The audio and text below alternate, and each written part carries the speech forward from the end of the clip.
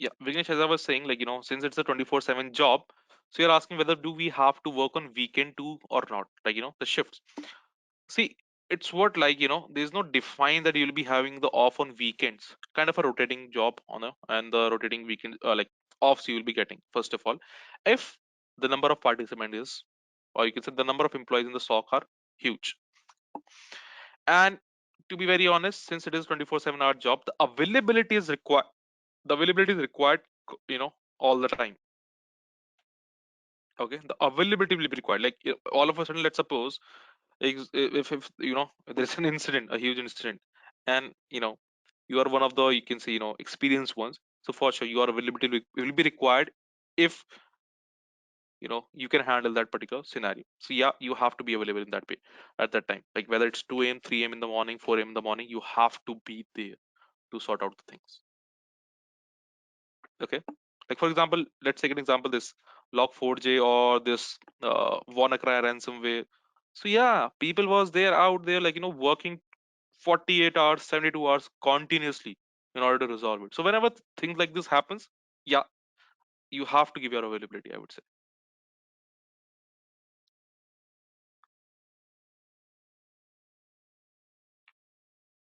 Okay, Vishwajit.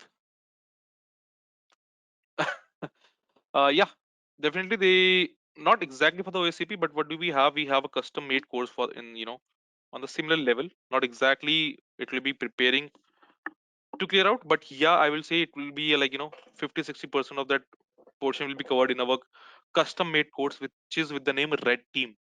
So there's a course with the name Red Team because OSCP they do not allow others to give the training for that, right? So basically, you can say yes, we do provide a custom made program is there with the name Red Team custom made course, and definitely it's a totally attacking based course, a huge from basic to advanced it's covered over there. So yeah, it will be helping you to it will be a good guidance, and it will be providing a good lead in order to crack OSCP. So preparation will be pretty good with that, and rest is your dedication and hard work, but it will be a good guidance, I would say, a better start. Uh, Rahul, for the SOG experts, why don't we discuss the certificates at the end, right?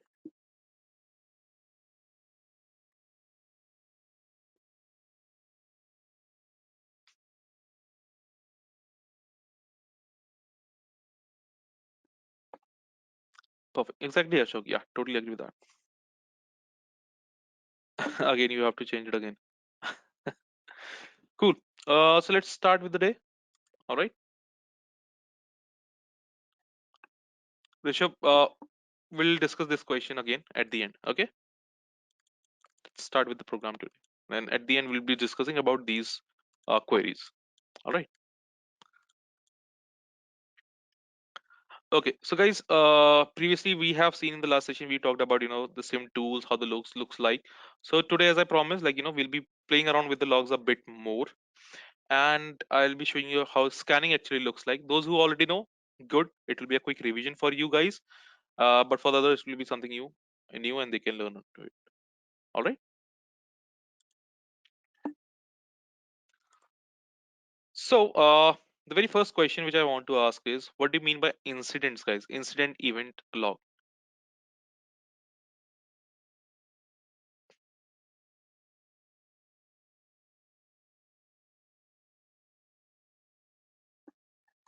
Like, if you want to define, if I ask you, how will you define incident events and logs? Incident, okay, Rishabh says interruption in service, troubles that, okay, perfect, Rahul.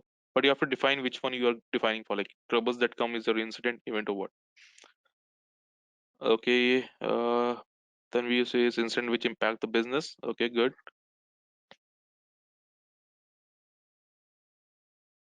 Any security breach can be an incident. Good one. Anything changes in security is incident. Okay, good. Occurrence of an activity within is event.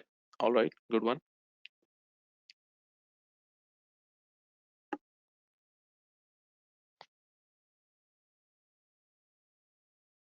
Based on incident defined rule, events are generated. Okay. High level introduction to incident response process, including the important issues of detection. and notification. All right. Occurrence of, someone said, what occurrence of an activity within is event.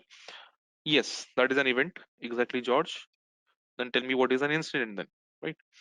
Action authentication, disruption of service impacting business. Incident means stopped working suddenly by any means which was working. Yeah, can be an example of that, definitely.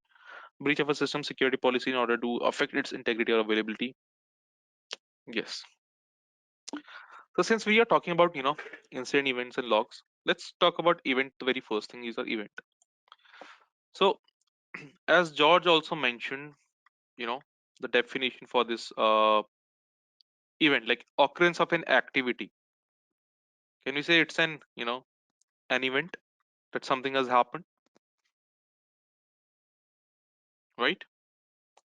So for example, if I say, you know, I am holding a, you know, bottle of water, for example, and or I would say like, my laptop, I'm charging my laptop right now, and it is plugged on that switchboard. So if I, plug it out, so can we say that is an event?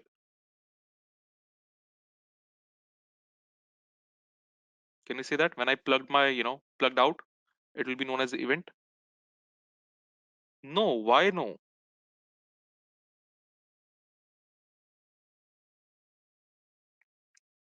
When I'm plugging out my, charger, don't you think it is an activity which has been there, an observed change, right? Or if I say like, I'm holding a bottle of water, if I drop that bottle of water, that is also known as a event, isn't it? In a very layman term, if I talk about. Exactly, Kavita. Every noticeable action is event.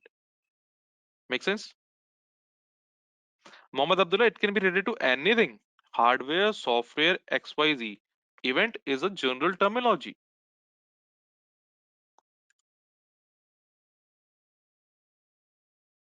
right? So if I say like, if I plug out my charger, it is an event, right? But having said that, if plugging out my charger, you know, what happened after that? Kind of a short circuit happened, and my laptop has been destroyed by that. Like, it stopped working after that. So now, can we say it's an incident? Exactly. Make sense, everyone? So, in a very layman terminology, if I say about this, you know, an adverse effect of an event is known as your incident. Make sense?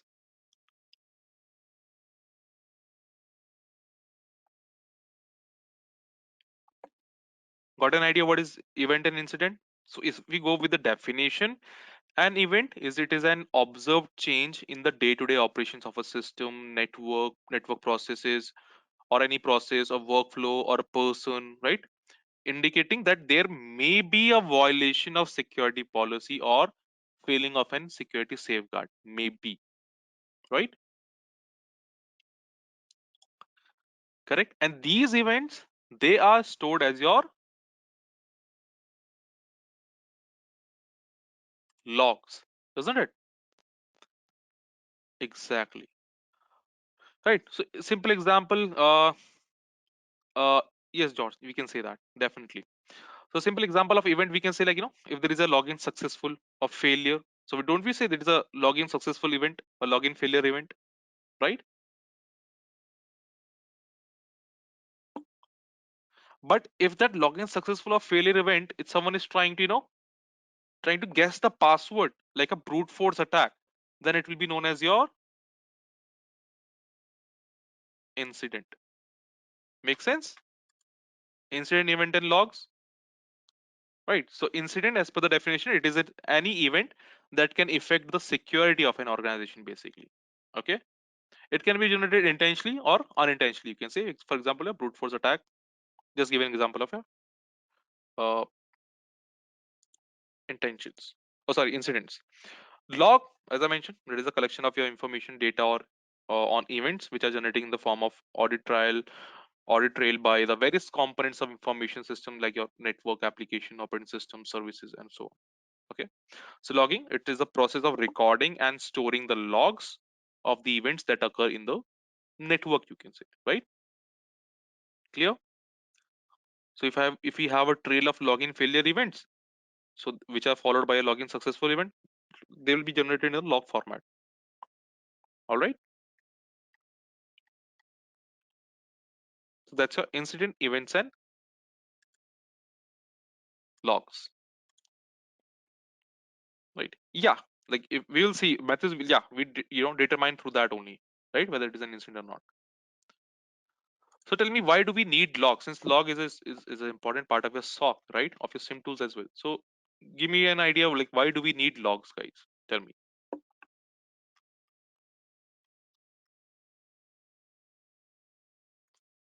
Forensics, good. For future reference, good.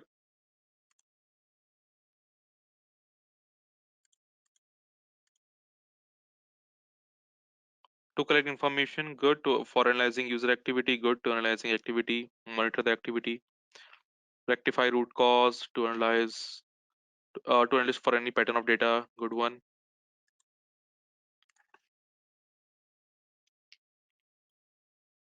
RC root cause analysis, yeah, definitely you can say.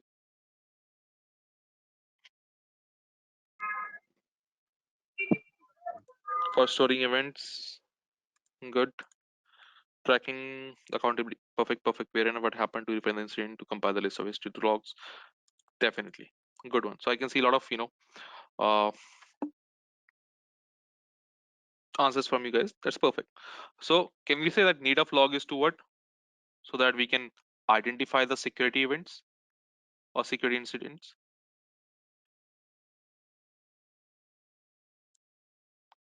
Through them, can we identify security incidents? Yes or no? To identify and resolve the issues, definitely, right? And we can also monitor the policy violations over there, right? Monitor any policy violation because we have logs, and logs are kind of a thing like which is non-repudiation, which you cannot deny of, right? We can monitor policy violation. We can identify any fraudulent activity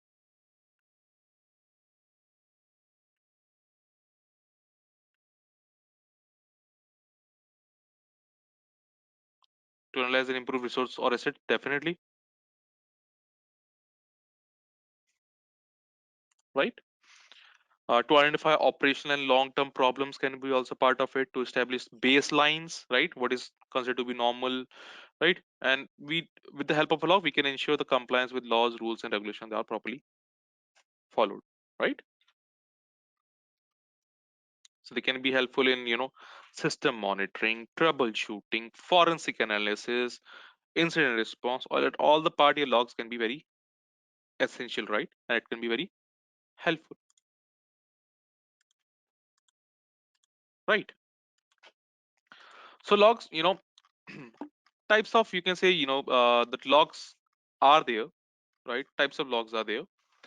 So as we have seen before also, like we have Windows domain logs will be there, wireless access logs will be there from different sources, IDS, IPS, firewalls, servers, different logs are there, routers, isn't it? Different types of logs will be there, right?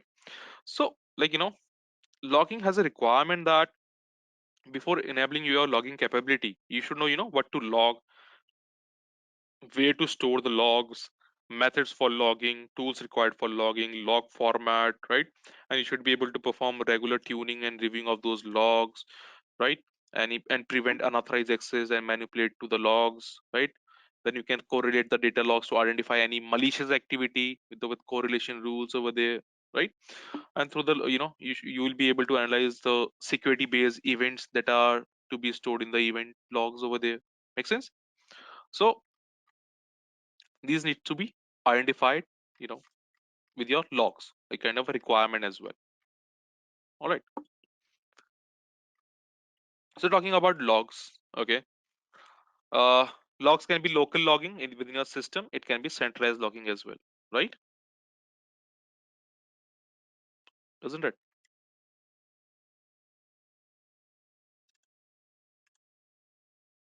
So centralized logging is what, like, in a mechanism of storing the logs which are generated by our network devices in a central server, right? So okay, your logs have type like local and centralized. Yeah, Amar. Yes, exactly, exactly. So since we are talking about logs, why don't we, play around with it a bit? I will show you something regarding your logs. Kind of a forensic part will also be involved in that. Okay, like your data forensics part. Okay. Let me know if you can see my VMware workstation.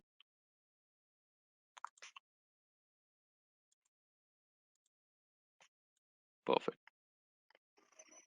So I'll be, running two machines. One is Parrot, Kali, same thing. Okay.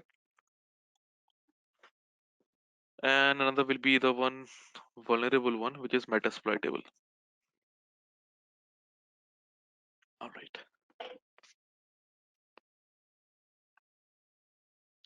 Troll is also there. Yeah, yeah.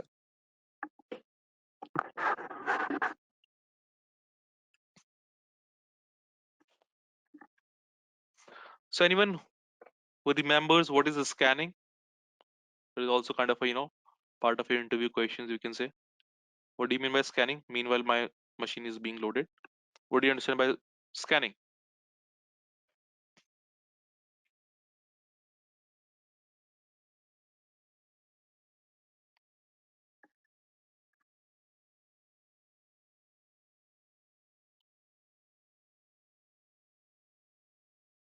Identify loopholes in systems. Ports are open. Checking, good one.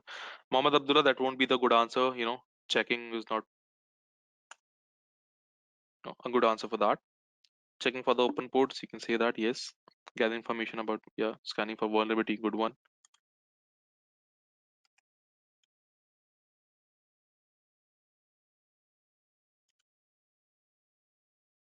Searching for hole in a network. Uh, that is something which you cannot say like this in an interview if you talk about, right?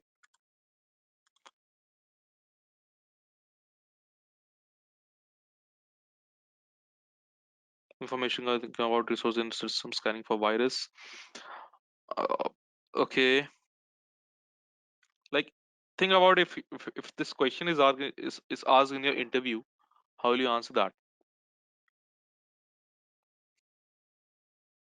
Many have given the good, answers for that.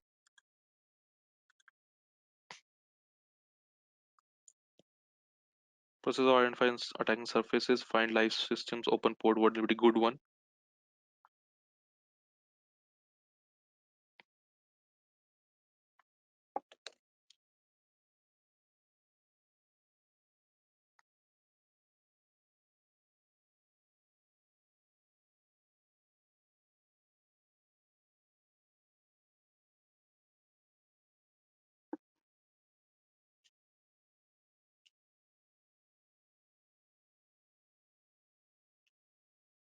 Gather information about the target, find live systems, recon. Okay,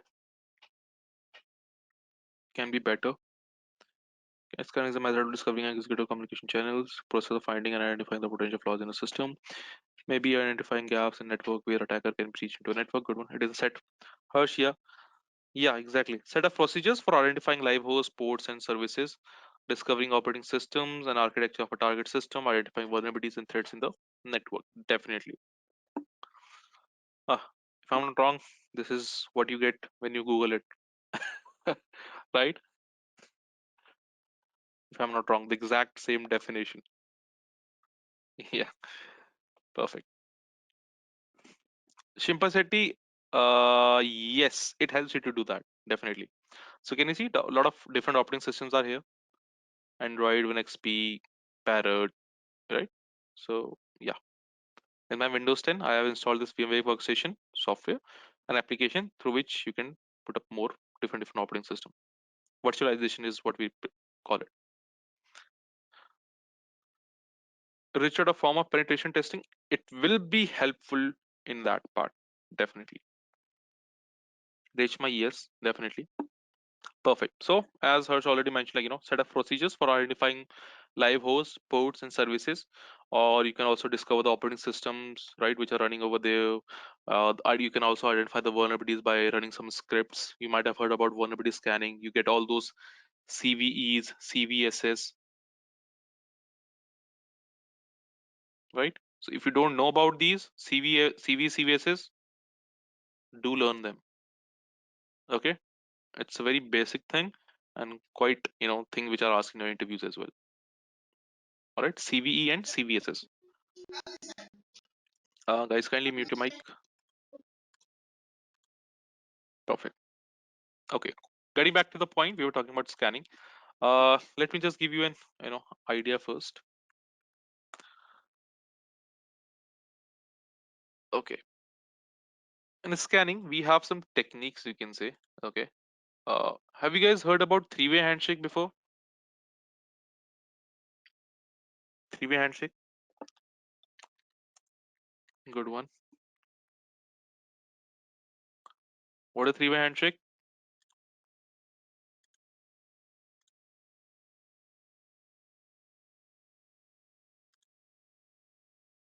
TCP three-way handshake, yes. Harish, it's not Sun, it's Sin. Matthews, your format is a bit, upside down.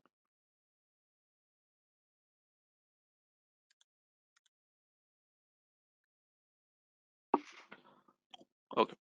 So always remember, whenever genuine, TCP connection starts, it start with your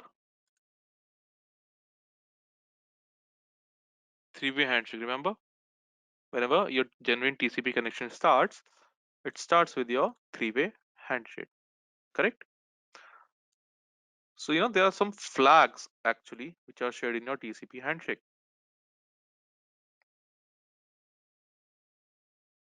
How many flags are there?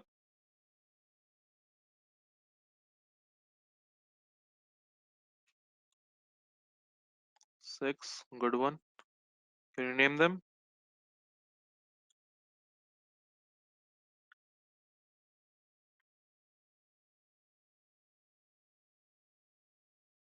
Pins in ACK push reset. Harsh, good one.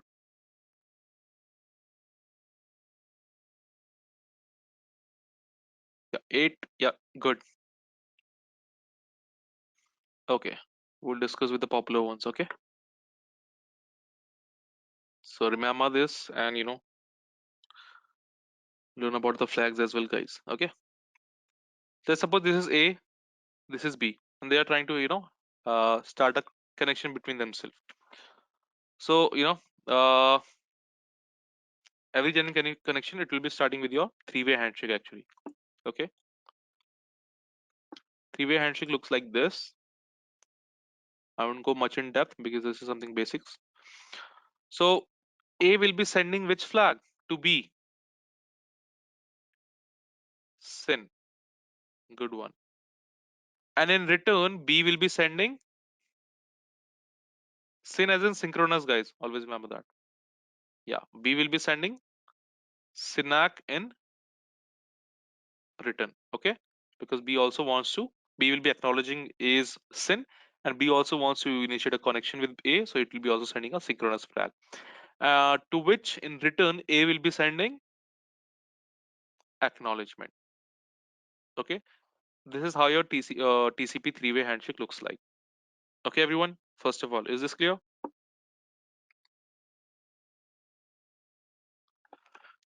Perfect. So we can use these options in order to determine the open ports and the closed ports. Do you know that?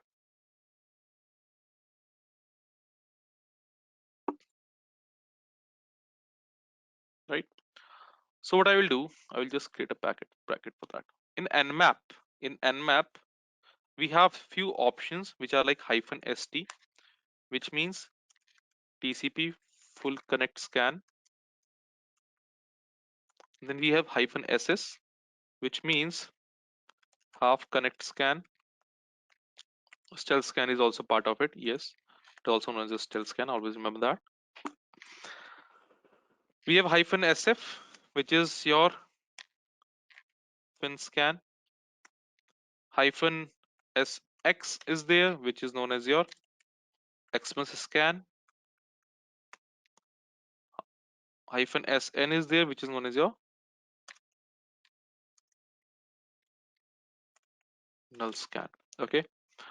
So as I mentioned about the flags, like the popular ones are here. I'm just listening out over here, and they are your SYN as in synchronous, acknowledgement, FIN as in finish, RST as in reset, PSH as in push, URG as in urgent. We'll talk about in these 6 flags for now.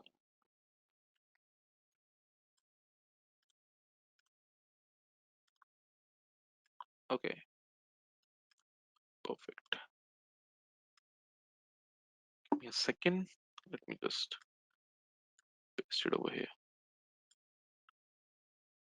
Okay. So see, you know, these Nmap options, they will be helping us to in order to determine, what all ports are open and what all ports are closed. All right. So we'll be starting with the open ports first of all. How many ports are there? TCP ports?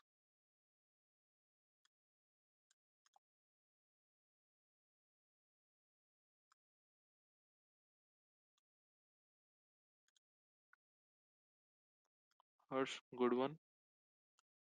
Satrajit, wrong. Kavita, wrong. Mohammed Abdullah, wrong. Matthews, wrong.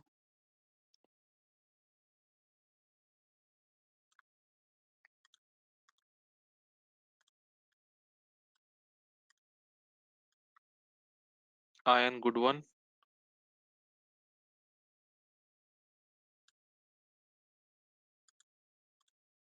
Those are wondering why I'm saying it wrong.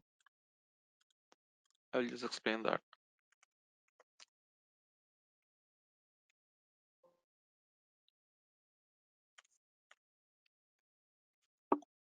65535 is the wrong answer.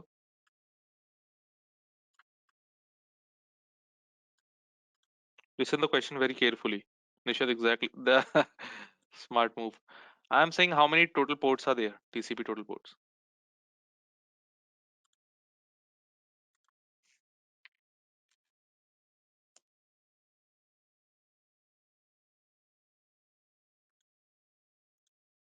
Exactly, Harsh. So guys, when you specify the range, it is from 0 to 655, 0 to 65535, isn't it? Right? And what you guys are doing, you're not including 0 over there, correct?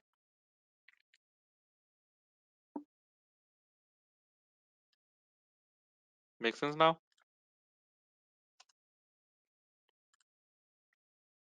Perfect. Just give me a second more and we'll be ready with this thing.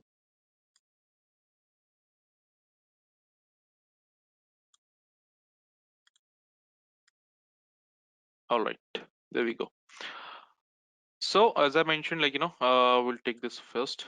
Hyphen ST, it's a TCP full connect scan, right? Yes, Mathis will be going that. So getting back to the point, hyphen ST, it is a TCP full connect scan. So what happens in this hyphen ST is, it will be completing a three-way handshake over here. Okay, it will be completing a three-way handshake in this Nmap option. It will be completing a three-way handshake. So what I'm trying to say is, if we scan all the range, 0 to 65535, tell me one thing. If I send a SYN flag to an open port, will that open port reply back with SYNAC?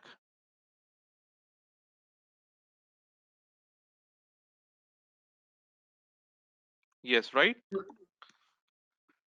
And when that open port replies back with SYNAC, I'll be replying back with acknowledgement over there, isn't it? So I'm completing a three-way handshake, right? So when I'm completing a three-way handshake with a port, am I getting to know that this particular port is open?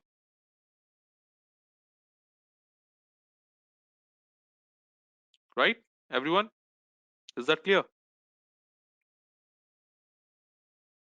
Right? So when I'm creating a three-way handshake, a complete three-way handshake with an with a port, it means that particular port is open, right?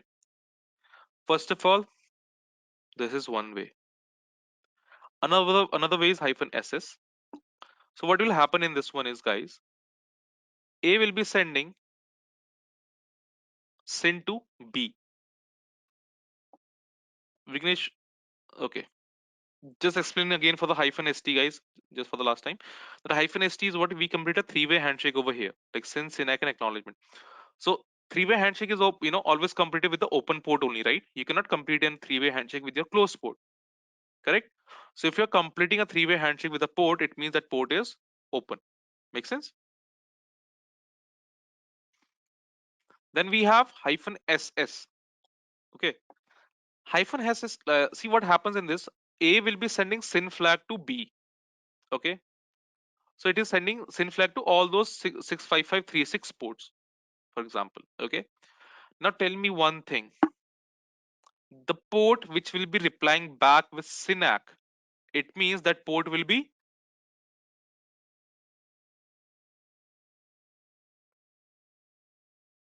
open. Exactly. Getting everyone? I'll be sending SYN flag to my victim, and the victim's machine, like whichever the port is open in that victim's machine, it will be replying back with SYNAC, right?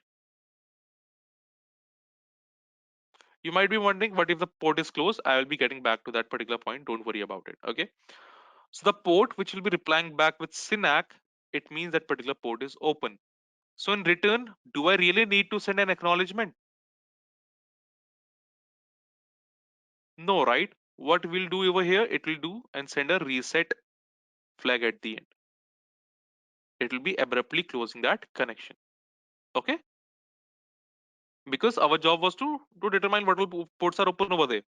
And with SYNAC, we got to know about it, that which particular port is open. Make sense?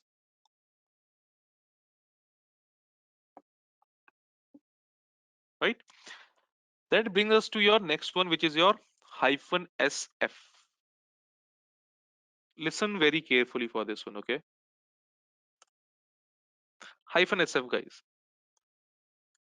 Okay, let me just erase few things. -sf is your which scan?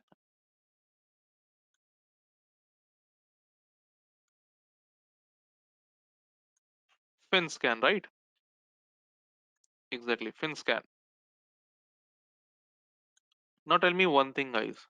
In this, what will happen? I'll be sending a fin flag. A will be sending a fin flag to B, and A is trying to determine what all ports are open in your B.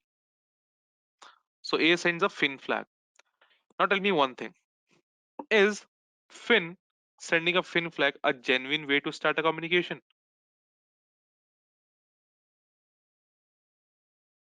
No, right? It's absolutely not correct. Because the genuine way to start a communication is by sending SYN flag. Always remember that. Okay. So every genuine connection will be started by a SYN flag, nothing else. So when A sends a fin flag to B to check what all ports are open, so since fin flag is what? Fin flag is your not a genuine flag to start a communication or a connection. So whatever the open ports are there in B, they will not reply back. Okay? They will not reply back because as per the property of the open ports reply only to your SYN flag whenever you are trying to initiate or to create a connection. Clear? Is that clear, everyone?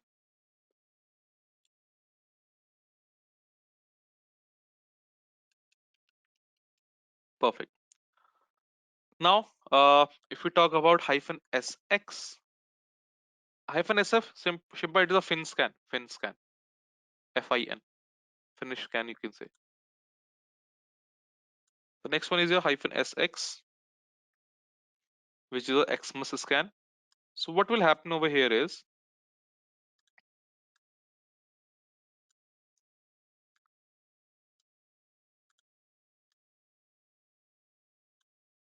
Here we'll be sending couple of flags like push, urgent, and finish. So now tell me again, is this a genuine way to start a connection by sending a push urgent flag? No. So will we get a reply from an open port? No, right? So it means whatever the ports are not replying anything, that particular port is open. Okay, that particular port is open. I will show you on the Wireshark, so don't worry about it. It will be clearing more for you. Like, your concept will be more cleared over there. Then the last one is null scan. In null scan, actually, what happens? Nothing is sent over there. It's totally null. No flag is being sent. And since again, it is not a genuine way to start a communication, so whichever the port is open, it will not reply. Clear?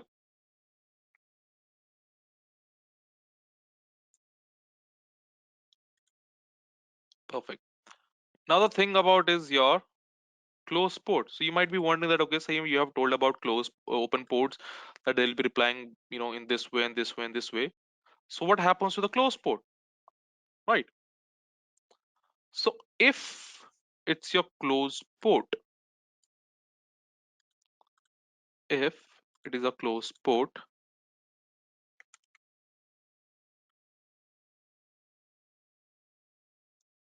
we'll do the same process. So let me grab one of them. Let's suppose this one. Let's take it over here, saving our time.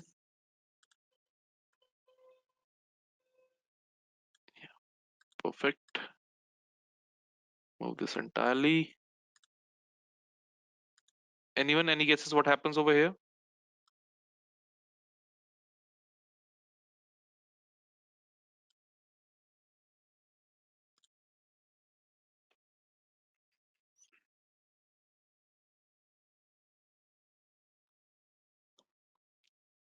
Perfect. Okay, so guys, what will happen in this case? If you're sending any flag, okay, any scan you are trying to do, anything, -st, -ss, -sf, -sx, -sn, whatever it is, any kind of a scan for a closed port, you will always get a reply back of reset.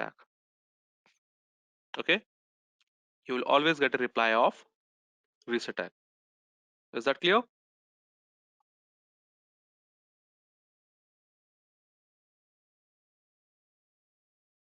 Is the difference clear, everyone? Yep. Perfect. So want to see it on a Wireshark as well? How does it looks like? Perfect. What is a Wireshark, by the way? What do you mean by Wireshark? Packet analyzer, good one. A packet capture utility, right? Yes, a packet analyzer, exactly. So with the help of it, yeah, packet network sniffer, you can say definitely. So you can troubleshoot your network, you can analyze entire thing over there. Yes, correct.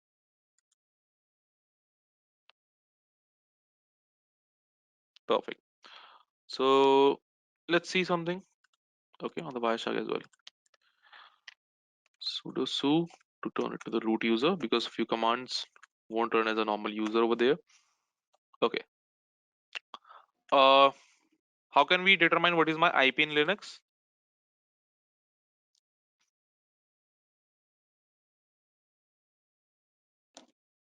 IA, perfect. If config also, right? Good one. So if I do if config, can you see my IP is listed over here? Right. Now I have various way to determine what is the IP which are in the same internal network. So I have ARP scan, I have -sn, ping sweep in order to do that. Okay. Different options are there. You cannot be limited to one. I'm just giving you an idea. So ARP scan is there. I will simply do ARP scan and I will just mention the IP and I will do last octet will be done what? Repeating again. IP. Sorry. Thanks, Nishat. Sharp eyes. ARP scan like this. And last octet will be like 0/24. Any idea why I did that?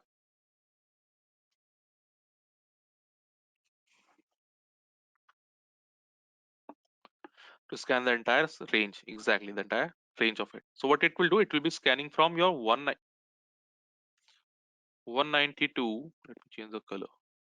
It is scanning from your 192.168.107.0 to till your 192.168.107.255. Like, from 1, 2, 3, 4, and so on till your 255. So whichever IP will respond, it will be listed over here in your ARP scan. Okay? Just so that it's your private IP, not a public IP, just to let you know. So once I will hit enter, can you see 4 IPs are listed over here along with the MAC address, right? So giving you an idea, this broadcast IP, network ID and your this default gateway, like these are your predefined IPs which you will get over there.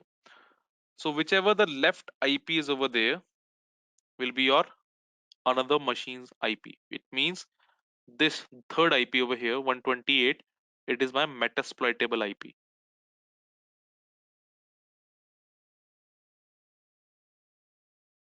the victim machine's IP. Okay, make sense?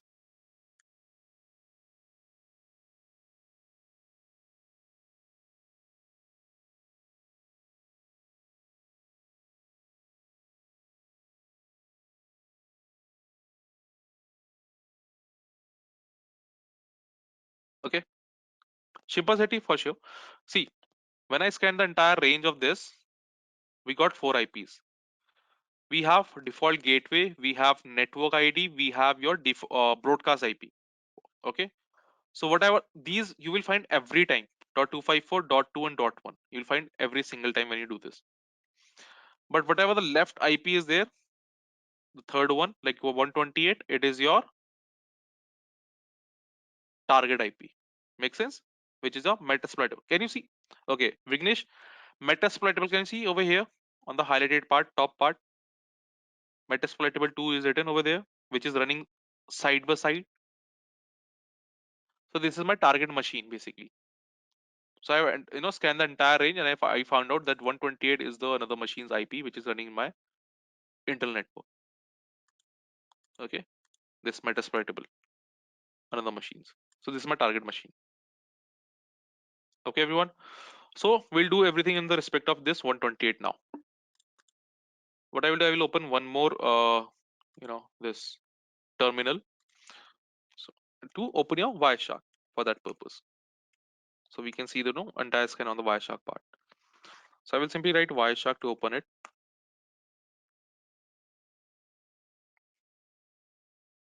It's predefined installed in your Kali or Parrot. But in case if it's not there, you can download it anytime. It's a free tool. Okay.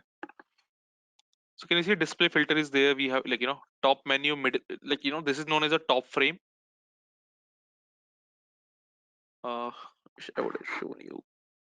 Okay, this is your top frame by the way of a Wireshark. Middle, and this is your bottom one. Okay, iron, yes, it is commonly used. So can you see? We can see all the logs are being also created now.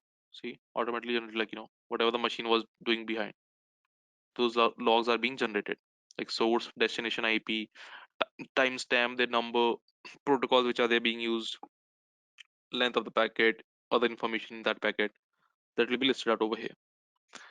So in this Wireshark, what I wanted to show you is I will put up a filter. Okay, I will put up a filter. In that filter, I want to define that capture only those packets, create a log of only those packets which are going to your metasploitable machine, into your victim's machine. So I have mentioned ip.addr, ip.address equals to 192.168.107.128, which is of my metasploitable 2 machine, my target machine, right? So whatever the traffic that will be flowing from my machine, parent machine to metasploitable machine, that will be captured over here. Okay, is that clear? First of all,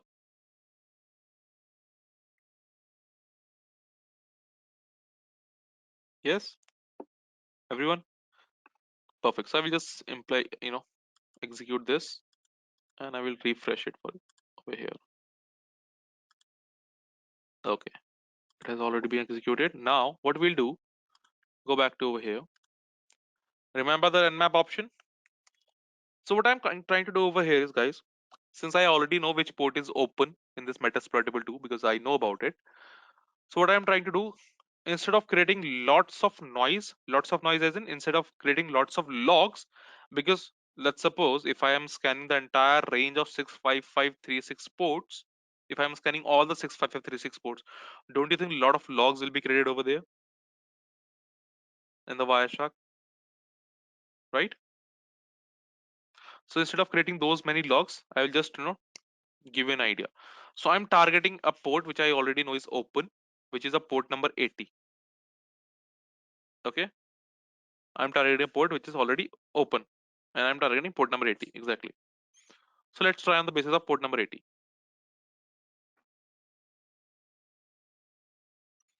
Hyphen P for specifying the port number, and the scanning which is hyphen ST, and the IP of the victim machine, which is your 128. 130 is my own. 130 is my own. Always remember that, the parrot machine. So if I hit enter over here, so remember, if the port was open, what will we see over there? We'll see SYN, SYNAC, and acknowledgement, right? If the port is open, isn't it? For hyphen ST, this is what we will see. Let's look up over here now. Hit enter. Go to your Wireshark. Let's wait. Interesting. Source is 130. It is my parrot machine, right? From my machine, that is your source machine, right? 130. And I'm targeting which machine? Your 128, which is a metasploitable. Correct. TCP protocol length is 74. Info is like I'm sending from this particular port to port number 80, right? Which flag is being sent for the first time?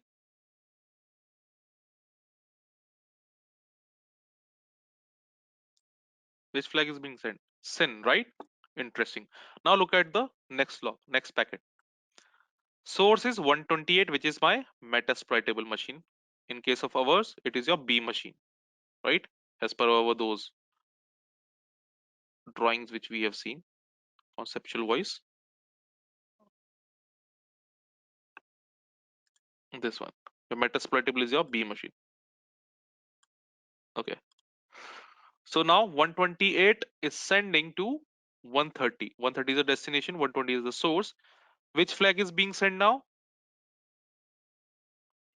SYNAC, correct? And again, then my machine, which is A, is sending to 128, which is B, the acknowledgement at the end. Can you see? So is this similar to what we just studied? Correct? So if the port is open, it will be completing your three-way handshake by your hyphen ST and map option. Is that clear, everyone?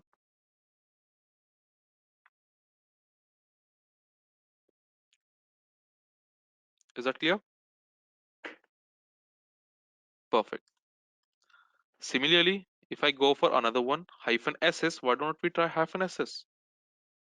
If I hit enter for that, And if you check the logs, let me reset it so that you, okay, no need to reset.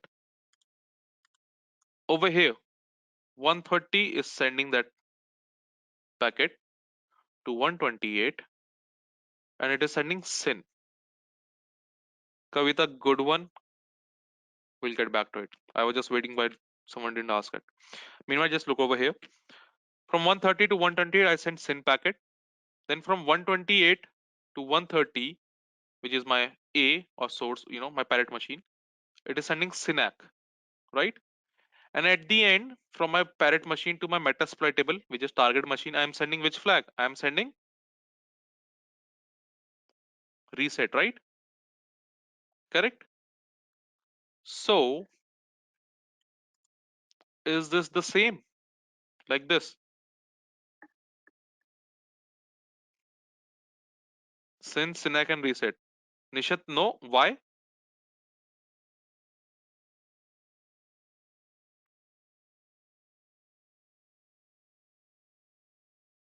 Right? Our new pack, like, when I use -st, it has been generated from 63. That doesn't matter. That doesn't matter. Don't worry about it. Shimpa.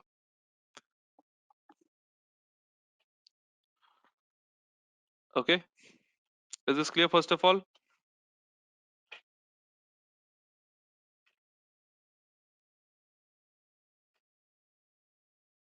Correct? Okay. Kavita asked, like, why did we got reset at the end? It's the reason that, first when I initiated the connection, I also want to close it, right? Because I do not want to waste my resources into it. Because I got to know that, okay, which port is open. Now I do not want to communicate with that machine for the, rest of the time. So what I will do, I will abruptly close that connection with that particular machine. So for that, the reason we get reset at the end, or only -st. Okay. Yes, Anudas, and Nmap is doing it because we are using Nmap for this entire thing. Kavita, every time when you do -st, yes, it will happen.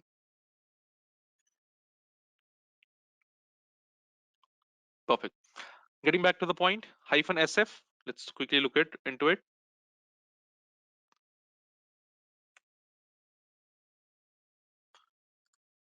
Look closely over here after 65 packet. Okay.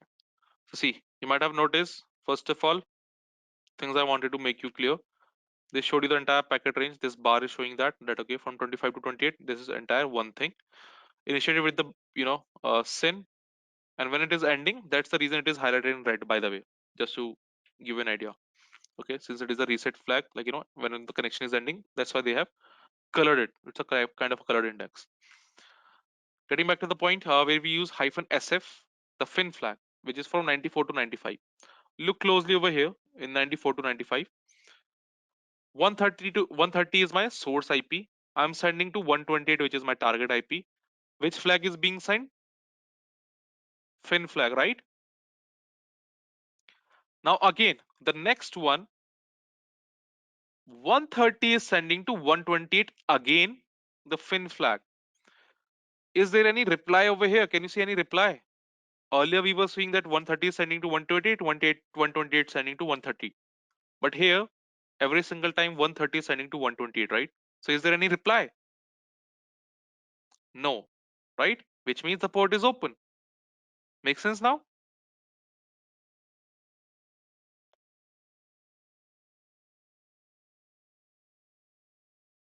Correct? Same here. Fin flag is being sent, not getting any in return. It means the particular port is open. Sahitya, yes, if the port was closed, we would have got the reply. I will show that as well. Don't worry. Kavita, no, no. It means it tried again, but didn't get any response. Because we are scanning just one single port only right now, which is port number 80. We are not targeting two ports, right? We are just targeting one single port, which is port number 80. Similarly, if I go for -sx, which is expects scan, let's see over there. Fin push urgent is being sent from 130 to 128. Are we getting any reply?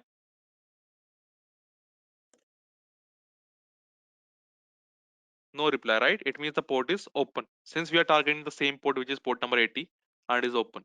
So got to know about the properties of it. Even if I do -sn,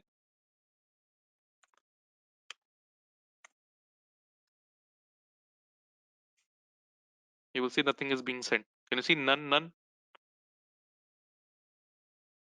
right? So again, the port is open. First of all, is this clear?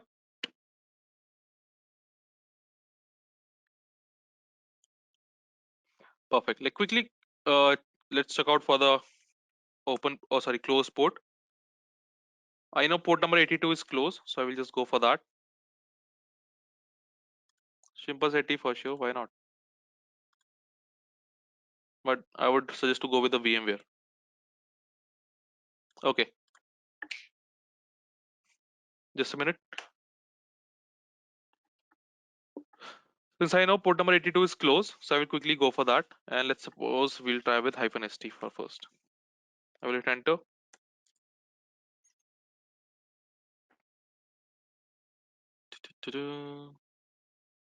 Okay, we tried -st. Sin flag was being sent for the first. And what do we get in return?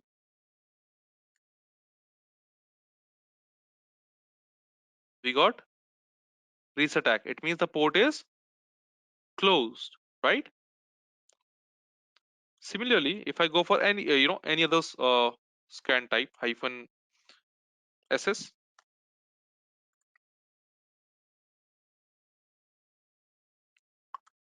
database of IOCs, yes, that can be also helpful, yes.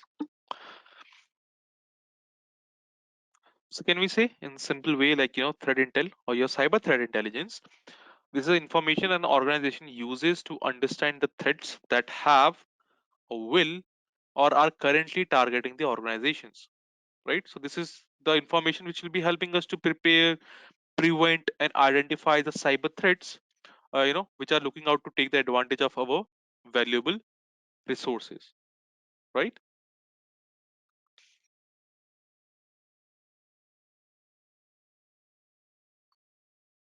Can we see that for threat intel?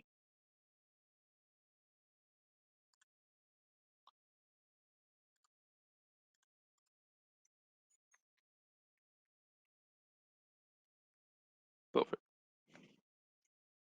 Okay.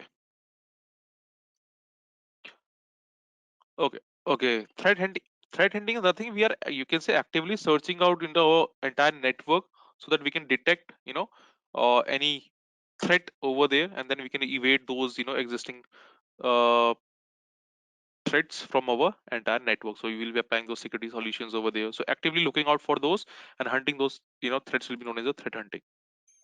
Kind of a proactive search, you can say.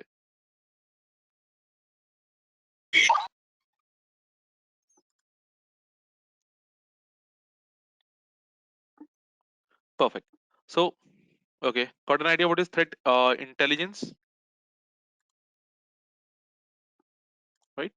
So, the threat intelligence, it is usually known as a CTI, cyber threat intelligence, and it is defined, you can say, as a collection and analysis of the information about the threats and the adversaries and their drawing patterns that will be providing an ability to make knowledgeable decisions, which will be helping us to prepare, beforehandedly, and through that we can also prevent those cyber attacks, right? And we can have some responses against those, or you can say we have some response actions against those various kind of cyber attacks out there in the world. Okay, so kind of a process where we recognize and discover any unknown threats that an organization can face, so that the necessary defensive mechanism can be applied, so that we can avoid such kind of a cyber threats or their occurrence in our organization. Okay, so a lot of collecting and researching and analyzing of the trends is done in our cyber threat intelligence. Okay, so if we get any knowledge about the threats, what can have, like, they can be helping in planning and decision making in an organization, so that we can handle that threat easily. Okay, so in short, the main aim of the CTI is to make the organization aware of the existing or emerging threats and prepare them to develop a proactive cybersecurity posture in advance before these threats could exploit them. Exactly, Ian. Exactly. Clear with this, everyone? Threat intel.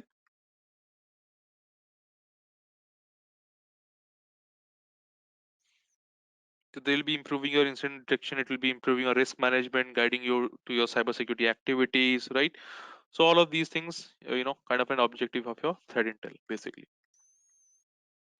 Okay,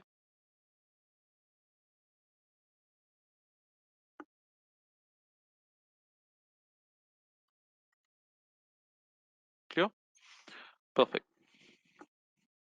So you always hear, you will always oftenly hear there's a word with known as strategic threat intelligence. So strategic threat intel, what does it do? It provides you the high level information regarding your cybersecurity posture, their threats, and its impacts on the business. Okay, and it is consumed by your high level executives and the management of the organization. Okay, and they are collected from your different sources. Like your OSINT is one of the sources where you can collect your threat intel. ISEC is also there. Your CTI vendors are also there. Yeah, right. OSINT, for example, Vignesh. Okay, your CTI vendors, your threat intel vendors are also there. So they can help you to gather intelligence about it. Okay,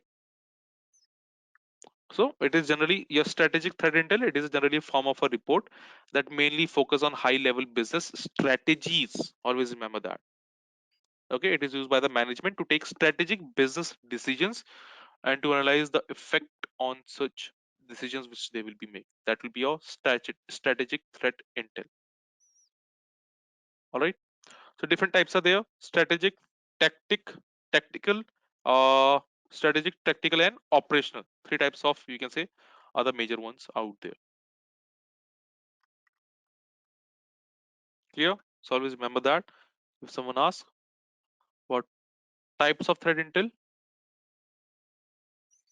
they are your strategic, tactical, and operational. So strategic,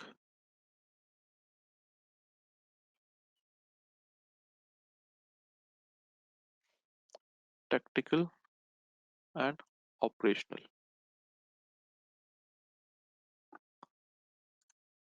Okay.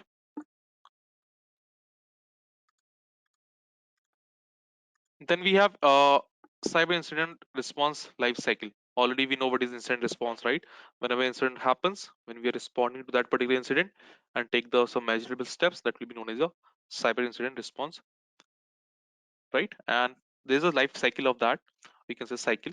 Everything that cyber incident response, it boils down to these steps basically: preparation, detection, analysis, containment, eradication, recovery, and post-incident activity. Basically, they will define, various organizations. They might define the different steps, but everything that in cyber incident response cycle, it will be boiling down to all these steps only.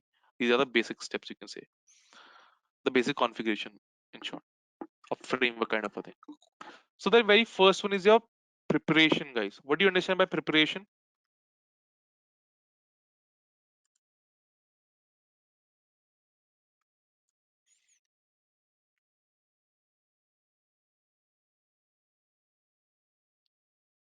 Anyone? What happens in your cyber incident response preparation part?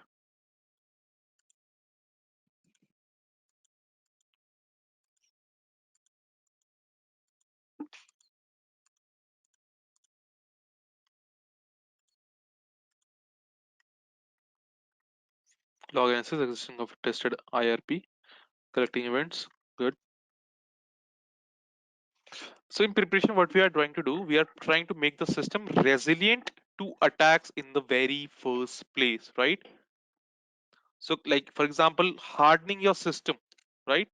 Or writing policies and procedures, that will be part of your preparation, right? So you're making your system resilient to the attack in the very first place. So that attack won't happen on the very first place over there, right? Make sense? Exactly. One has to prepare some known scenarios, update compliance. Yeah, definitely, right? So it can also imply like creating some incident response resources and procedures. So that will be part of your preparation. Okay.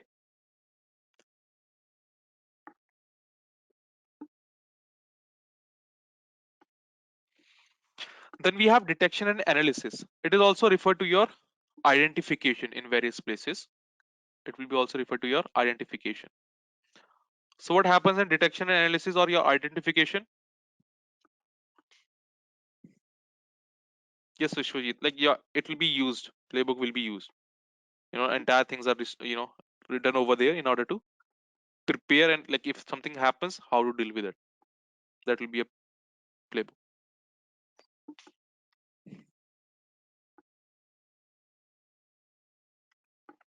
Okay, identification, detection, analysis. Anyone? What happens over there? So see what happens from the information in an alert or report, whatever we have got. Through that, we determine whether an incident has taken place or not, and we also assess it like how severe it might be. Okay, and then we will be notifying our stakeholders as well. So that will be part of your detection and analysis. Okay, we determine whether an incident has taken place or not, and we also assess that how severe it might be over there. Then we have containment. What do you mean by containment, guys?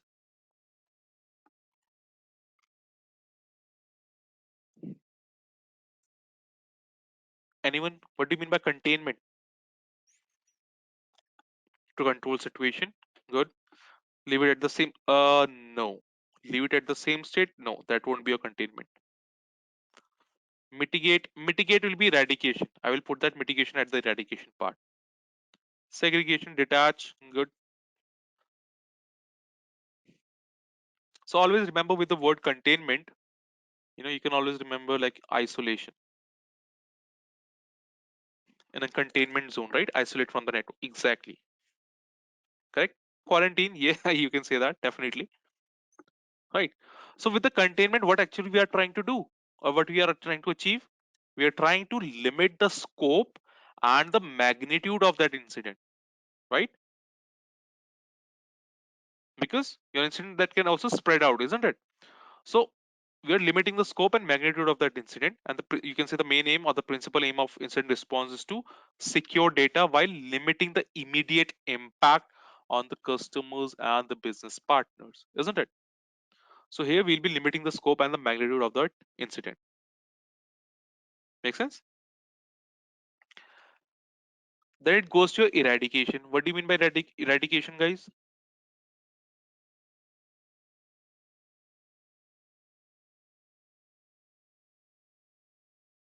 Get rid of, right?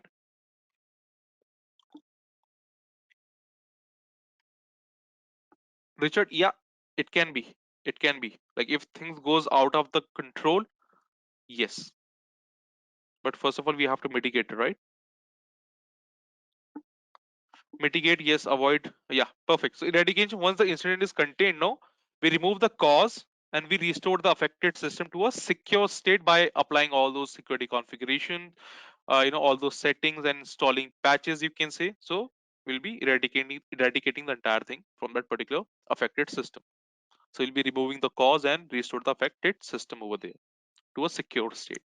All right, that will be part of your eradication. Then it goes to a recovery as well. What do you mean by recovery?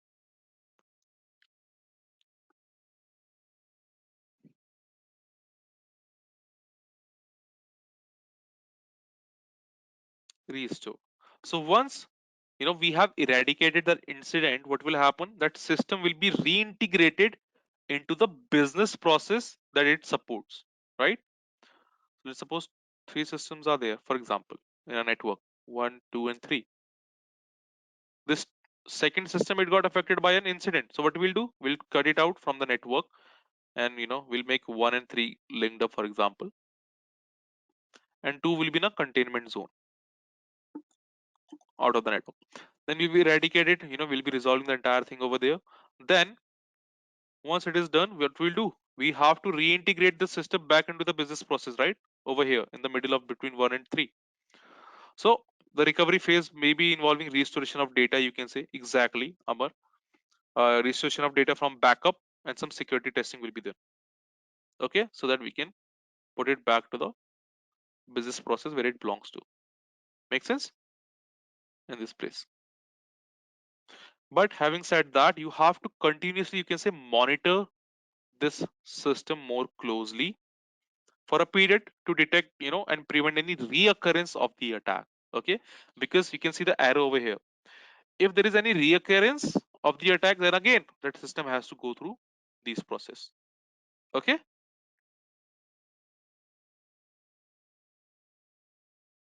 clear? Then the last phase is your lesson learned, or you can say post incident activity.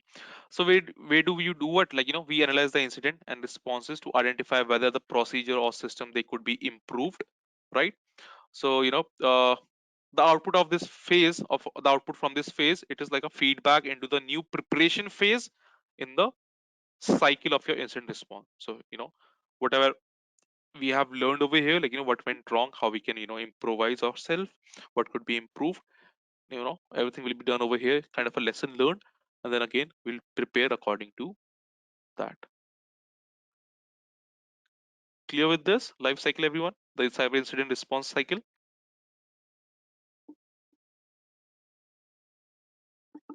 Perfect.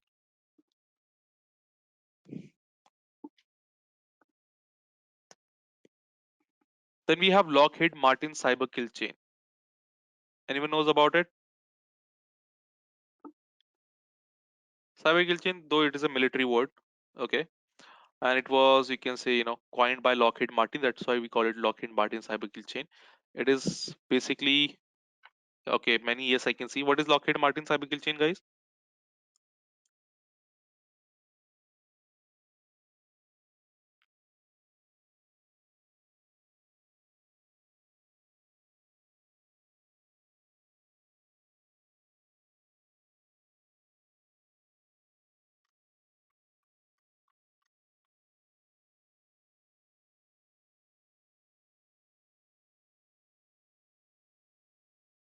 Attacker uses steps to attack. Exactly. To get their TTPs, tactics, techniques, and procedure, isn't it?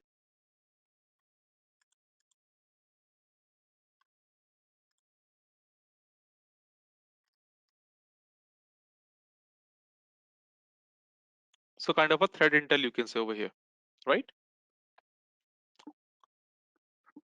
Because, whenever you're trying to go for effective incident response, it depends on the threat intel which you can gather this way, like, how attackers might perform, their thinking. So they have, like, these 7 steps, you can say.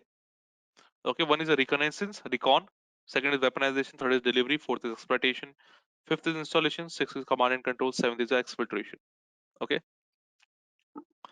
talking about reconnaissance, which we started, which we have already discussed before. It is what, in this stage the attacker will be doing what, he'll be determining what methods to use to complete the other phases of the attack. So in short, they'll be gathering the information over here about the targets, their computers, their personal, this, every bit about them, basically about their target. They will try to gather information about them, right? Clear? So let's suppose they talk, they got the information, like, they gather information in terms of email IDs of their target organization. Okay, then it goes to your weaponization. What do you mean by weaponization? Creating the malware, exactly, you can say, right? Yeah, we can create a payload, you can say, we create a malware, a weapon which will be helping us to do the attack, isn't it? Right, so we can say we will be creating a malware over here, or we can see, we are also creating a command and control server, right? Command and control server, right? So then we go for the delivery. In delivery, what do we do, or the attacker will do? Attacker will be sending this malware to the target, for example email, right? Your phishing emails, correct? Then it goes to an exploitation phase. What happens in exploitation? That weaponized code will be executed on the target system by this mechanism, right? So, like, for example, your phishing email, it will be tricking the user into running the code, right? And that will be exploiting it. That malware will be exploiting over here. It will be executed. Then it goes for the installation. What happens in installation?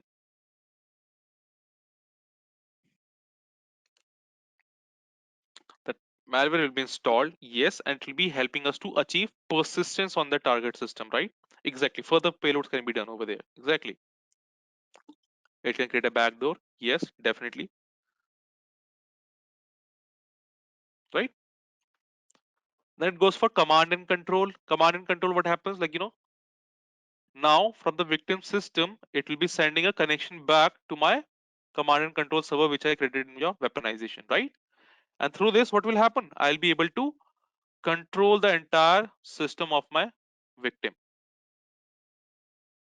right? I will, my malware or that weaponized code, it will be establishing a outbound channel to my command and control server or your remote server. And then I can create it, like, use it like a bot, as you guys mentioned, right? I can easily access the entire system and, do whatever I want to.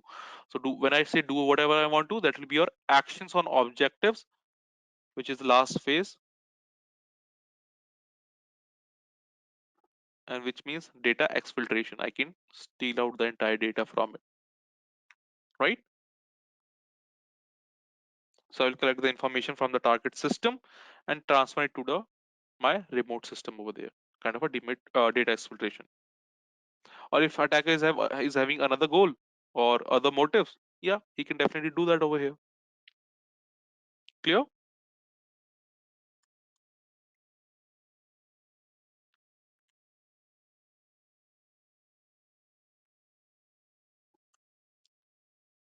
Perfect.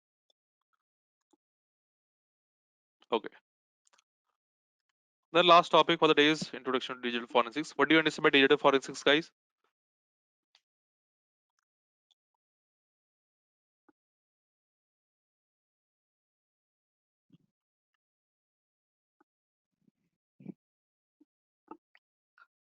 Encrypt data or okay, yeah. Wish that was previous. Okay, perfect. Yeah. Backtracking an incident can be, yes.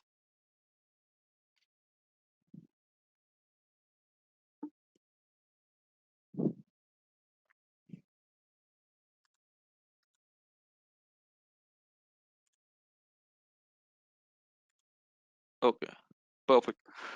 Data footprint, finding out malware from where it is from. Yep.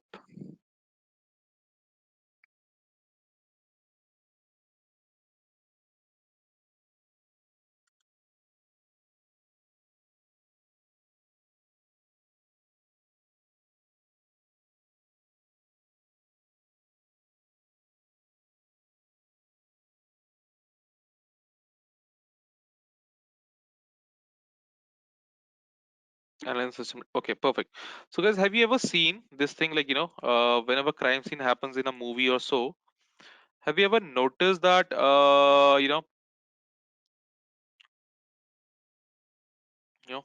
the crime scene they'll be, sending out their entire team over there. They'll be in their suits, photographers will be there, cameramen will be there, of their own team, and they'll be there doing what? Investigation, and they'll be collecting the evidences as well from the crime scene. Ever seen that? Exactly, Sheikh. I was going to give that example, but we have, the crowd from different place. So, in India there is a popular show with the name CID. You might have seen in that, and FBI also does that, right? So whenever crime scene happens, we have an entire team collecting evidences over there, doing a lot of stuff, you know, uh, clicking some photographs regarding those evidences in that particular spot, and every that bit, and taking notes of every single thing in that particular area, right? So similarly happens in your data forensics. So what happens in data forensics? It is a practice, we can say, of collecting the evidences from computer systems, to such a standard, you can say, that will be accepted by a court of law. Okay, so basically a forensic investigation, they are most likely to be launched, against crimes which are arising from insider threat, right? Like your fraud or misuse of the equipments, right? So, in digital forensics, we try to go out for the, to search for a root cause of it. Hers, very good example. You can, guys, in terms of, cyber security world, you can always look out for this show, which is with the name Mr. Robot, right? So you gather all evidences, right? Like your DNA or footprints, or sorry, fingerprints, your digital evidence, guys. These are latent, okay? Just like your DNA or fingerprints, Digital evidences, they are latent. Latent means that the evidence cannot be seen with the naked eye. Okay, so it means that the great care must be taken to ensure that of those like admissibility of those data evidence, you can say, right? So like a physical evidence like a hard drive, for instance, you know the digital forensic, they require a documentation of that, showing how the evidence was collected and analyzed without tampering or without having any biasness over there. Mohabbat can include, but a different separate profile, you can say, can be included, but generally you won't find it in many organizations like that. CPS, chain of custody, is also there, definitely. So in data forensics, like we have some legal hold, like terms like legal hold. Legal hold means it tells, like it refers to the fact that the information that are being collected, they may be relevant to a court case and they must be preserved properly. Okay, they must be preserved properly. And then we have chain of custody.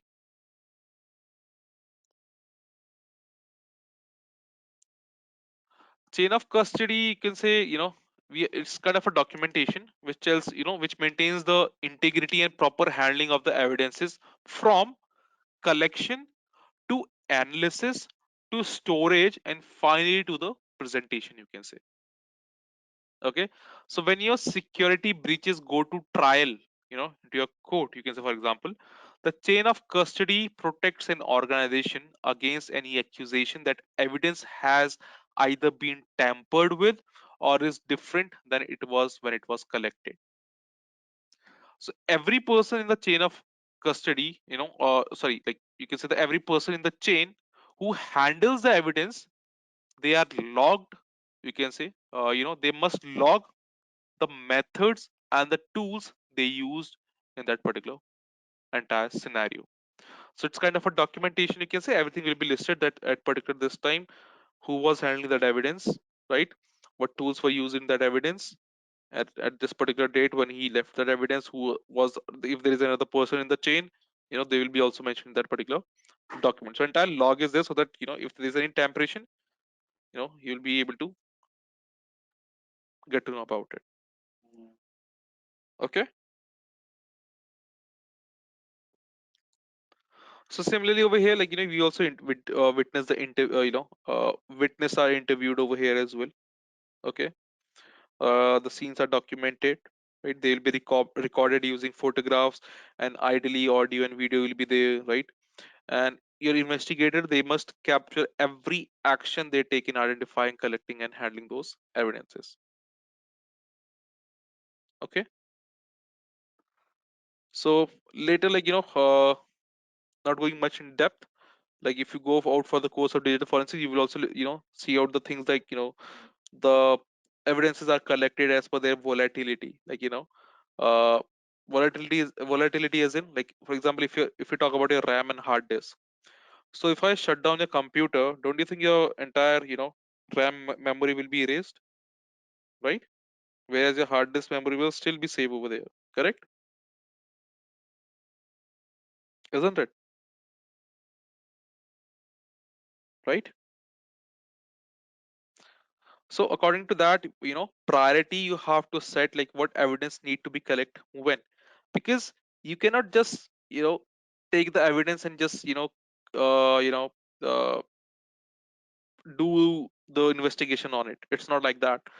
So for example, like if I say there's a crime scene and there is a laptop over there and it's without charger, so you cannot do in such a way that you are switching off that laptop right away, thinking about that, okay, I may save the power.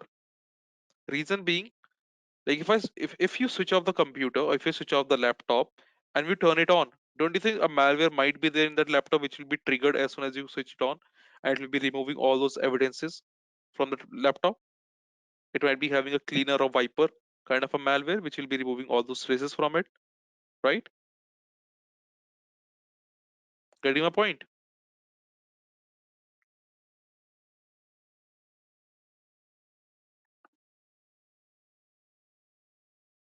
correct?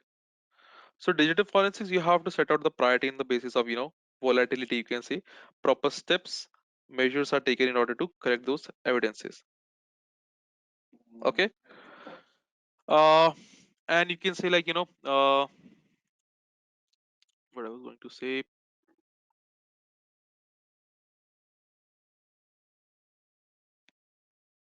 Okay.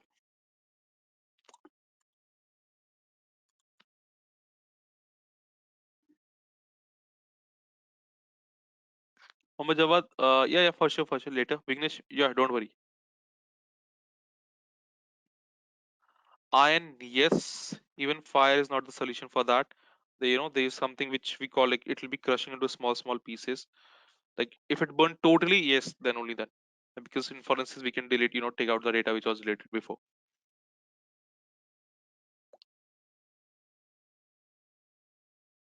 Okay.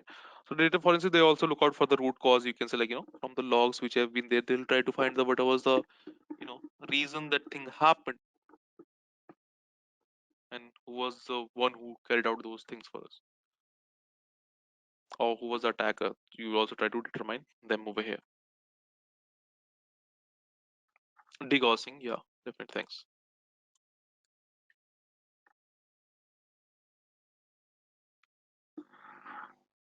Okay, so these are, like, general idea I wanted to give you regarding data forensics, basically.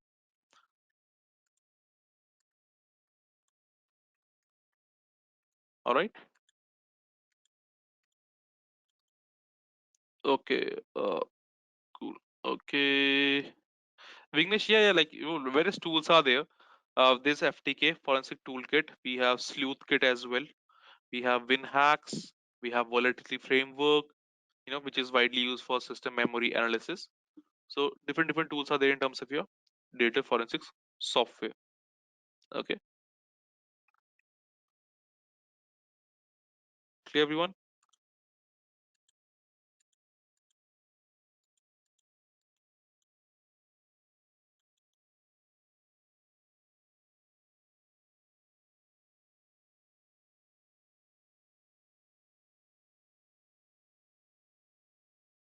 Yeah, yeah, Vignesh, definitely. Like, for example, it is. And I just remember with that, the mobile, like, when you gather the evidences, you do not gather those evidences, or you do not collect those evidences like that. We have something like, for example, Faraday bag. So can you see, like, the mobiles, they are kept inside this bag, right? So this will be doing what? This will be blocking the entire electromagnetic signals over there from that mobile, because these are the devices, right? They can be wiped out remotely, like, with the other signals. Correct. So to protect those devices from those kind of a signals, we use these kind of a bags to collect those evidences. See, right? So it's a pretty good thing. Like, if you want to, like, do some analysis on a particular uh, memory, so we don't directly do and go on, those evidences. You do not put up software and analyze that particular original evidence. You do not do that. What do? You create an image of that evidence. You create an image of that hard disk, for example, and then you analyze that exact copy, that is your image. You analyze that image. Okay, so for example, if you got a hard disk in a crime scene, HDD, for example, what do? You create an image of that HDD, and what happens? You create a hash of this HDD, and you create a hash of this image. You compare both the hashes. When they match, it means that is it is the exact copy of your, this image is the exact copy of hard disk. So when you do the investigation, you do those investigation on this image rather than your hard disk, because we do not want to tamper our what? We do not want to tamper our original evidence over there. Make sense? Exactly. Shadow copy, you can say.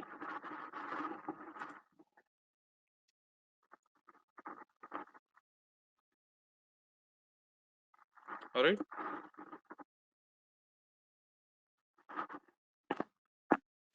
So with the opposite of that RFID bag, you can say, not exactly like that,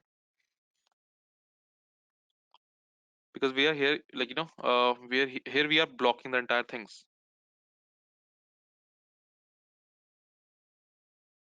Okay. Oh, okay. You're saying RFID bags to block those RFID signals, right? In that sense, you're talking about, yeah, similar to that. Yeah, definitely.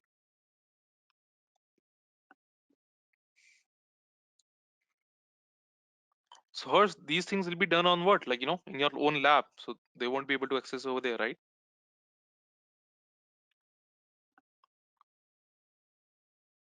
Okay. Clear so far, everyone?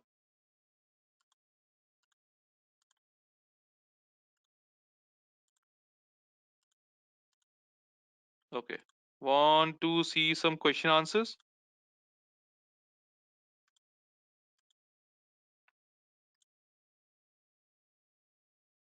Okay.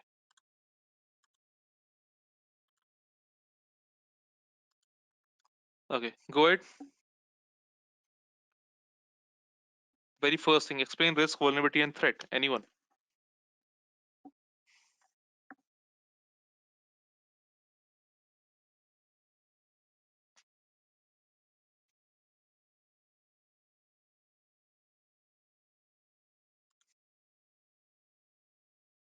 Vulnerability, weakness, or flaw in the system. Good one.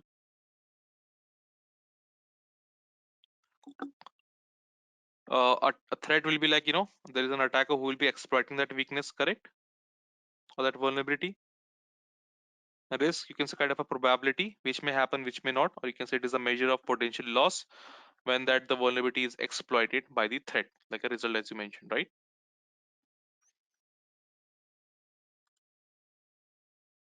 Correct. Also, there are two different things. Go with the multi-attack framework, the latest one.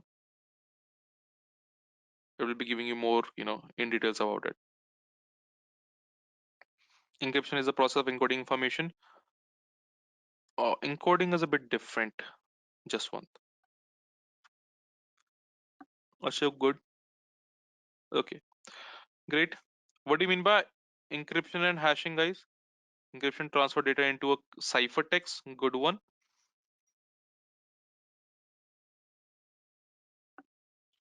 And I asked, what is the difference between them?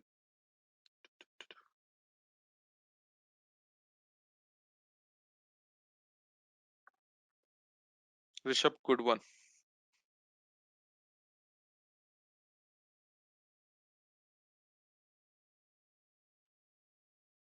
Yes, Sheikh, good. Also, they're good. And guys, I will just do not leave right now because I'll be passing on that feedback link so that you can also, get your certificates.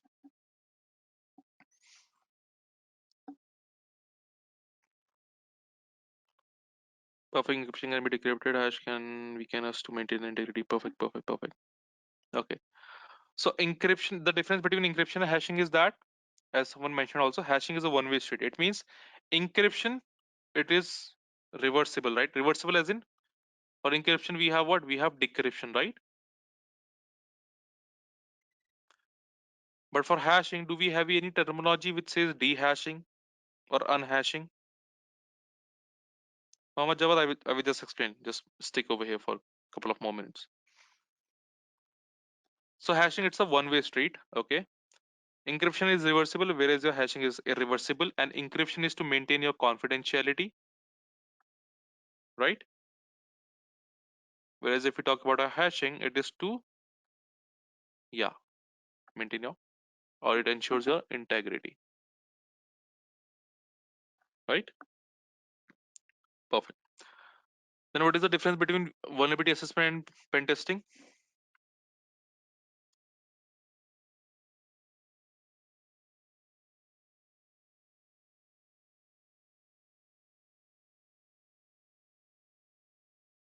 Vulnerability assessment is what? It is an approach which is used to find flaws in an application or a network. Whereas if we talk about pen testing or penetration testing, which is PT, it is the practice of finding exploitable vulnerabilities like a real attacker will do.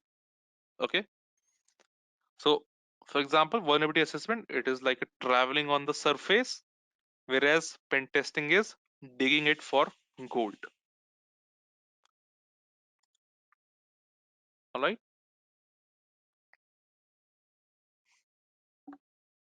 All right. Then we have DDoS and its mitigation. Anyone? What do you mean by DDoS?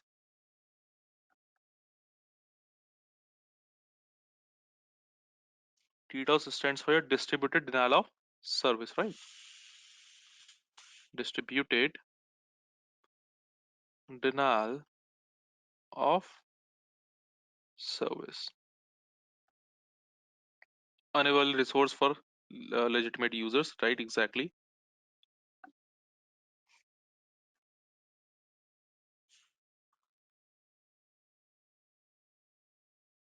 So you can say when a network server or application, it is flooded out with a large number of requests, which is not designed to handle, making the server unavailable to its legitimate users, will be your DOS, right? And when this is done from multiple sources, that will be known as a DDoS.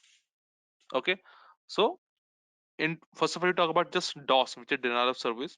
Here we do what we will be sending a lot of huge requests, and we'll flood out the entire network or server application with those requests, and we'll be consuming all the resources of that particular server, for example, and we'll make that server unavailable for its legitimate or genuine users. That will be known as DOS. But when we are doing from different users or different location, just like let's suppose we total 81 people or 88 people are doing it from different systems, that will be known as a distributed denial of service. Ping of death, all of these things are, you can say, example of your DOS attacks. So mitigation, you can say, load balancers, exactly, right? Scrubbing centers, by analyzing and filtering the traffic in a scrubbing center, that will be done by a, kind of a mitigation for that. Perfect. Yes. Now exactly. Okay. Quickly going with this. What is CSRF, guys?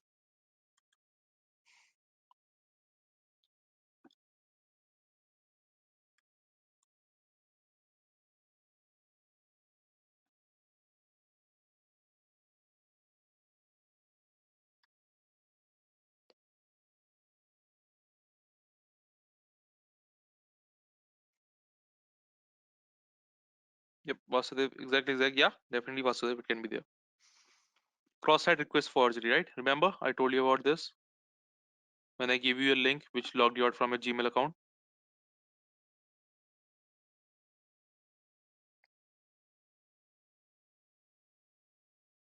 right? So it's a web application vulnerability in which the server does not check whether the request came from a trusted client or not. So the request is just processed directly, and it can be further followed by the ways to detect this, right? Uh, and CSRF, like it was pretty much popular in order to do the financial transactions, basically. And then if you talk about what is security misconfiguration, it is kind of a vulnerability when a device or application or a network it is configured in a way that can be exploited by an attacker to take an advantage of it. Right? This can be as simple as leaving the default username password unchanged or too simple for device accounts and all of those things. Right? Exactly. Admin. Yes. Then tell me what are the advantage of having a SOC team?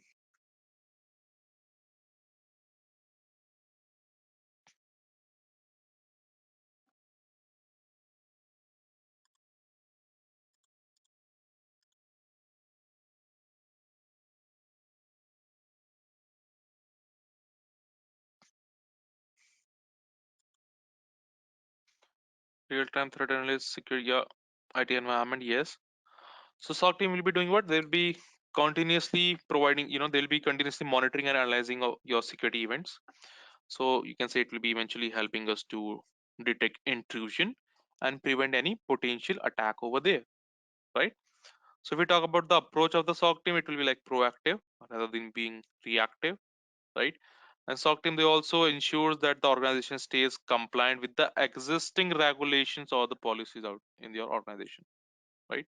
So it does also do what? It also provides a complete overview of the organization's security posture by correlating all the events which are taking place over the network.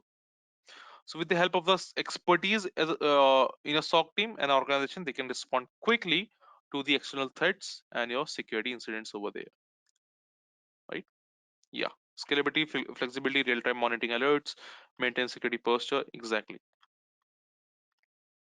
The last question of the day: what is the run book in SOC, guys? What do you understand by run book in SOC? Process of incident response.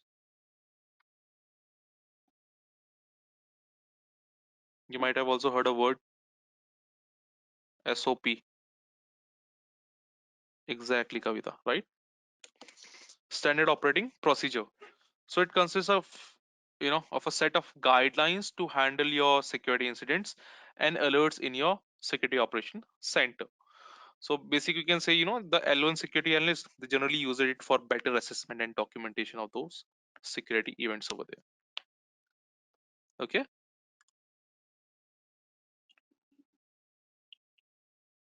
guidelines, exactly, exactly. Clear, everyone?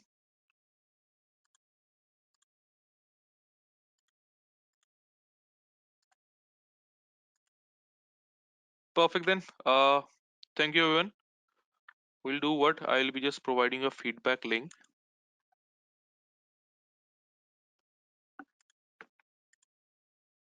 Just a second. You can fill up this feedback link and you will be getting your certificates soon.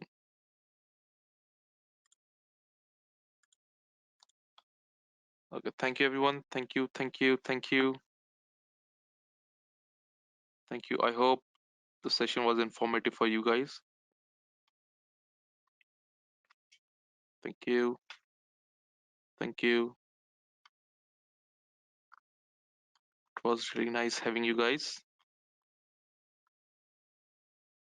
Thank you. And guys, do not leave, guys. Do not leave. Do not leave. I need to post a feedback link.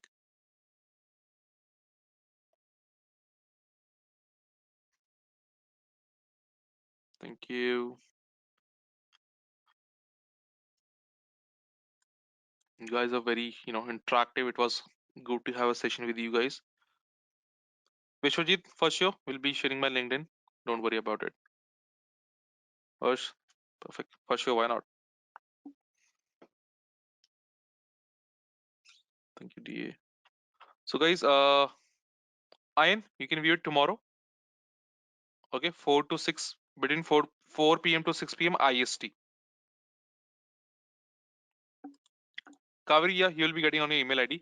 Before that, I just pasted a feedback link. You have to fill this feedback link in order to get the, you know, certificate of participant.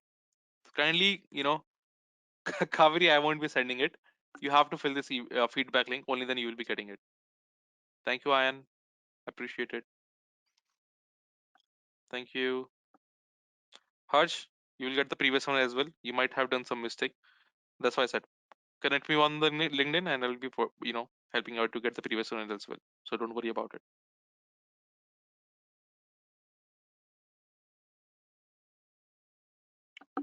Thank you, Ashok. Thank you, everyone.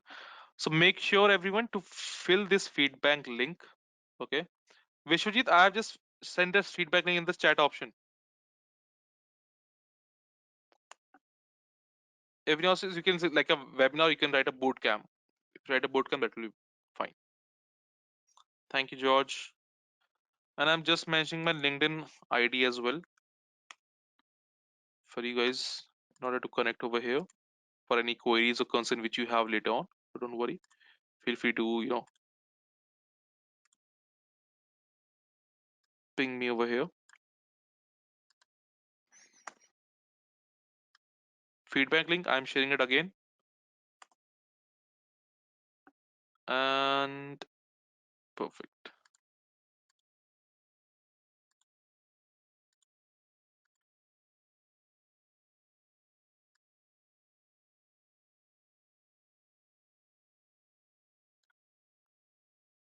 And for any query regarding course counseling, feel free to contact on this number. I'm just mentioning that as well. Here it is.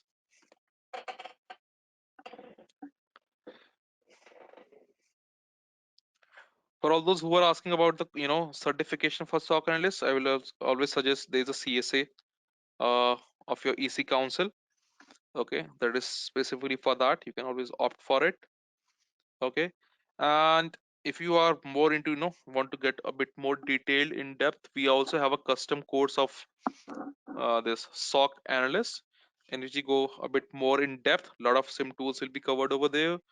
Data forensic is also involved in that particular part, so it's a good 80 hours course. Much more in depth of your SOC will be done over there. And right now I guess offers are also going on, so if you want, if you have an if you're curious about it, feel free to explore the InfoSectarian website.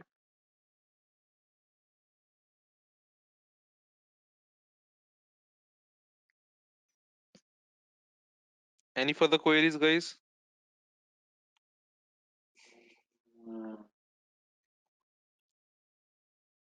Ashok, for sure, why not?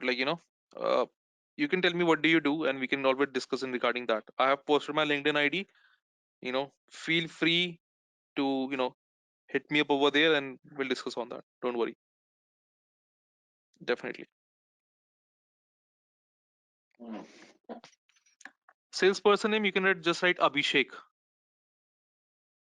Yes, SOC Bootcamp, exactly. Salesperson name just write Abhishek.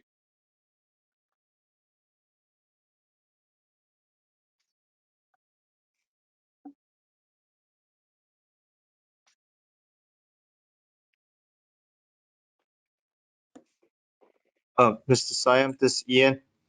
Yeah, Ian. I couldn't find SOC bootcamp. It says SOC expert. Okay, right, SOC expert. My bad. That's my bad. It's actually Yeah, SOC thank you so expert much for boot the camp. presentation. Yeah, yeah, Thank, yeah. yeah, thank Actually, it's a you. SOC expert. Yeah, yeah. Go for that.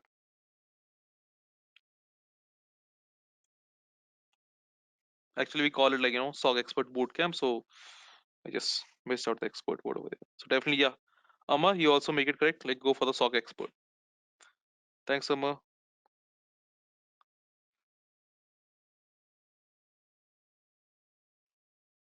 I mean, that's fine. That's fine. No worries. No worries.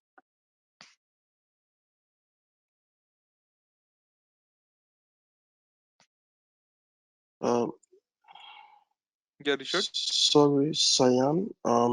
I can't find the submit button. It should be there. Scroll down. Uh, I do have to click on that link. Just a minute. I will also open it. okay. Uh,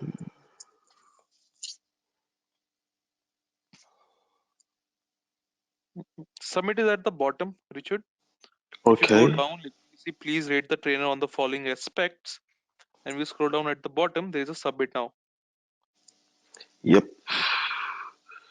Uh, okay. Perfect. Uh, who asked for the date?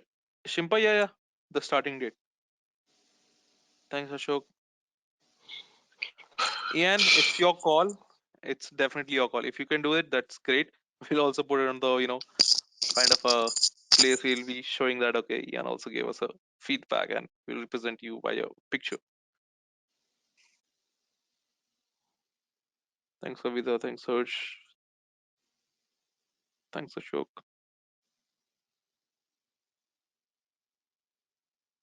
Thank you, Satrajit. Thank you. Thank you for all those who have submitted the feedback. Good night. And those who are living, for everyone, Happy New Year, guys, in advance. Happy New Year. Thanks so much, Siam. I'll be in touch. Thank you. For sure, man. Thank you again, Siam. Have a Thank you, Ian. wonderful 2022. Same to you. Same to you. Have a wonderful 2022. Happy New Year. Happy New Year. Happy New Year. Vignesh, SOC expert. Select SOC expert over there. Hers pretty much are on the line. SOC is there going on right now. SOC analyst, the custom one. Planning to go for CCISO is also under mine. CH security plus they are also there at times. So as per the requirements, they are set up. So, but in line your SOC is there and CCISO is there for now. So the for sure, for sure. And happy new year everyone.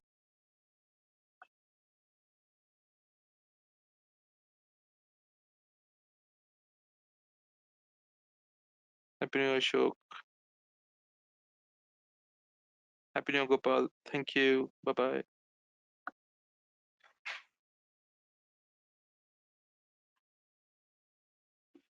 Oh, Samir is to update it. Yes, we will be having that.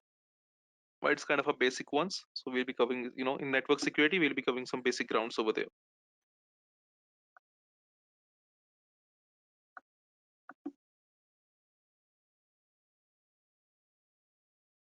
Harsh, not entire. They're starting two. Pretty much two ones, but not third. But we'll get an idea over there. Salesperson, Igneous, you have to mention Abhishek. Abhishek.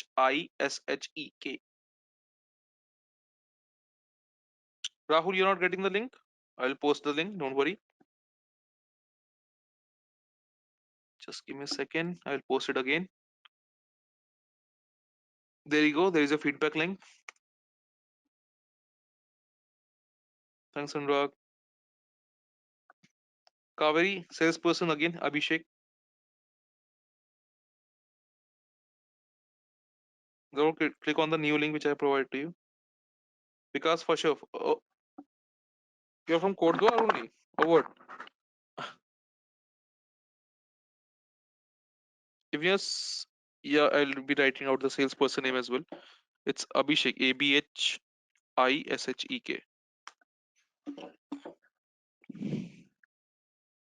Anurag, I have posted the link again. YouTube link, Anurag. Just write InfoSec train in YouTube and you will see the logo of ours.